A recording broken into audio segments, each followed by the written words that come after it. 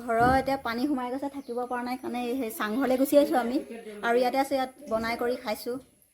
চবেই লগতে বনাই কৰি একেলগতে খাইছোঁ মানে চৌকা পাতিবলৈ সুবিধা নাই ইটা কঢ়িয়া সেইখিনিতে আছে পানীৰ মাজৰ পৰা আনিছোঁ ভূৰ লৈ পেলাই গৈ তাৰ পৰা ইয়াতে বনাই খাইছোঁ জ্বলি গৈছে ইয়াত কাঠ দি থোৱা আছে কাৰণে জুই ধৰিব পৰা নাই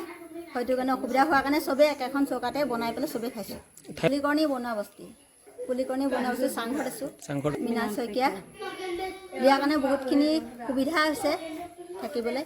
যদি নথকা হ'লে মানুহখিনি এতিয়া পানীৰ মাজতে থাকিব লগা হ'লহেঁতেন মৃদুল কুমাৰ দত্ত যোৱাকালি আহিছিলে আৰু ডাঙৰ পুত্ৰজন আহিছিলে নিজে নাই অহা কিবা কামত ব্যস্ত আছে বুলি কৈছিলে খোৱা বোৱা সুবিধা দিয়া নাই কালি বিস্কুট আৰু পানী ল'ৰা ছোৱালীখিনিলৈ লৈ আহিছিলে মৃদুল কুমাৰ ডক্টৰ পিতেকে আহিছিলে বিস্কুট আৰু পানী দিছিলে মেডিকেল আৰু পানী বটল দিছিলে সেয়াই দিছে আৰু খোৱা খাদ্য একো দিয়া নাই এতিয়ালৈকে এতিয়া তাৰ মানে বহুত ধন্যবাদ জনাইছোঁ কিয়নো যদি চাংঘৰ যদি নিদিয়া হ'লে কিন্তু এনেকৈ থাকিব পৰা নহ'লে তেতিয়া ঘৰত গোটেই পানী সেইকাৰণে উপায় নাই আৰু ইয়াতে আছোঁ কাৰণে বহুত বহুত ধন্যবাদ দিছোঁ সকলোৱে আৰু কিনো ক'ম আৰু সমস্যা আপোনালোকে নিজে প্ৰত্যক্ষ কৰিছে টুলুঙা নামৰ আপোনালোক আহিছে হয়তো এই মৃণাল শইকীয়াদেৱে খুমটা সমষ্টিত থাকোঁতে মৃণাল শইকীয়াদেৱে এই সমষ্টিৰ পৰা তেওঁ নিৰ্বাচন হৈছিলে নিৰ্বাচন হৈয়ে তেওঁ বানত যোৱা বছৰ যিটো বানৰ খেতি হৈছিলে তেওঁ বুজ লৈ পেলাই এই চাংঘৰটো নিৰ্মাণ কৰিছিলে যদিহে মৃণাল শইকীয়াদেৱে চাংঘৰটো নিৰ্মাণ নকৰিলেহেঁতেন এই মানুহখিনি হয়তো পানীত ককবকাই থাকিবলগীয়া হ'লহেঁতেন আপোনালোকৰ চেনেলৰ জৰিয়তে আমি তেখেতক ধন্যবাদ দিছোঁ দীৰ্ঘায়ু কামনা কৰিছোঁ আমি প্ৰায় 30টামান পৰিয়াল লাজ চলি আছে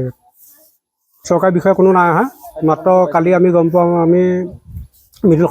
দত্তদেৱৰ জ্যেষ্ঠ পুত্ৰ তেওঁ আহিছে বুলি আশ্বাস দিছে যে খাদ্য সামগ্ৰী দিম বুলি কৈছিলে আজি পৰ্যন্ত কিন্তু এই মুহূৰ্তলৈকে খাদ্য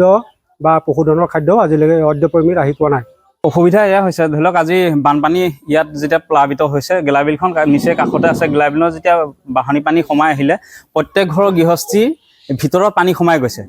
আৰু ওলাবলৈ কোনো মানে ৰাস্তা নাই যিহেতু ইয়াত কেঁচা ৰাস্তাৰ পৰা যি পকীকৰণ ৰাস্তা তালৈ যাবলৈ এতিয়া 4 কিলোমিটাৰ লাগিব আৰু যেতিয়া কেঁচা ৰাস্তাখিনি বানত প্লাবিত হৈ গ'ল মানুহ যাবলৈ কোনো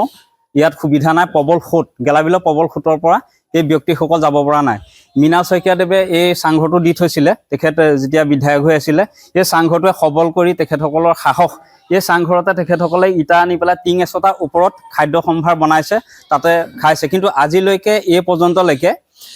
চৰকাৰী বিষয়াসমূহ ধৰি লওক আহিছে ইয়াৰ ভিতৰলৈ সোমাই অহা নাই আপোনালোক আহিছে আপোনালোকৰ প্ৰতি ধন্যবাদ জ্ঞাপন কৰিছোঁ এইবাবে যে আপোনালোকে ইমান দুৰ্গম পথ নাৱেৰে আহি টুলুঙা নাৱত আহি পেলাই এই ভিজুৱেলখিনি লৈছে আৰু ৰাইজৰ আগত আপোনালোকে ভাগ বতৰা কৰিবলৈ প্ৰস্তুত লৈছে কিন্তু এটা কথা এই ব্যক্তিসকল কেনেকৈ খাইছে কেনেকৈ আছে ইয়াত এটা আঁঠুৱা নাই ইয়াতে ৰাতি পৰি থাকে আমি সঁচাকৈ বৰ দুখিত হৈছোঁ যে এনেকুৱা দুৰ্গম স্থানলৈ চৰকাৰী কৰ্তৃপক্ষ অতি শীঘ্ৰে আহিব লাগে তেখেতসকলৰ যান্ত্ৰিক কিছুমান বস্তু আছে বা নাও আছে তেখেতসকলে তৎকালীনভাৱে ইয়ালৈ আহিব লাগে বানপীড়িত ৰাইজৰ খবৰ দুখ তাৰমানে যিখিনি দুৰ্দশাখিনি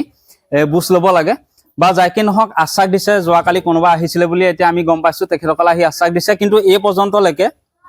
এতিয়ালৈকে ইয়াত গৰু পশুধনৰ বাবে একো দানা অহা নাই আৰু যিসকল ইয়াত ব্যক্তি আছে তেখেতসকলৰ কাৰণেও কোনো মানে বান সাহায্য অহা নাই আৰু অনুৰোধ জনাইছোঁ আপোনালোকৰ